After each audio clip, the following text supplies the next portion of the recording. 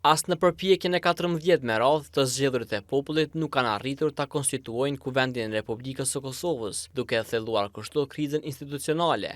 Sikurse në 5 tentimet e fundit, partia fituese e zgjedhjeve, Lëvizjave të Vendosje, ka tentuar që ta ndërrojë formën e votimit për zgjedhjen e kryetarit të Kuvendit, nga e hapur në të fshehtë, mirëpo në mungesë të votave ka dështuar ta bëjë një gjë të tillë.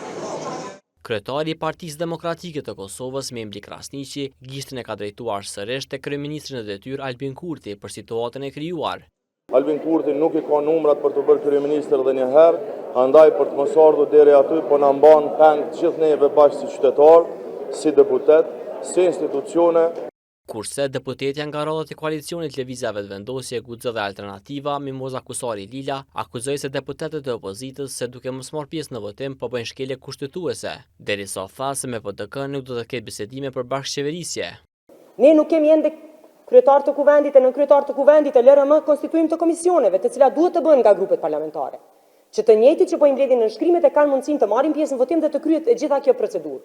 Ndërkaq deputetja e Aleancës për Avëmërinë e Kosovës, Time Kadriaj, tha se partitë që kanë qenë në opozit nuk e kanë për detyrë të bëjnë numrat për vetëvendosjen, derisa njoftoi se AK-ja do të procedojë nesër në gjykatën kushtetuese, vendimin lidhur me ndryshimin e votimit për zgjedhjen e kryeparlamentarit nga i hapur në të fshehtë.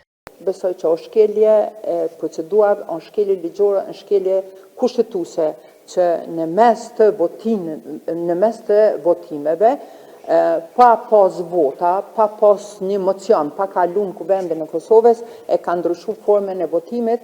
E deputeti nga radhët e Lidhjes Demokratike të Kosovës, Lutfi Aziri, tha mes tjera se ky ngërç institucional nuk zgjidhet pa një marrëveshje politike.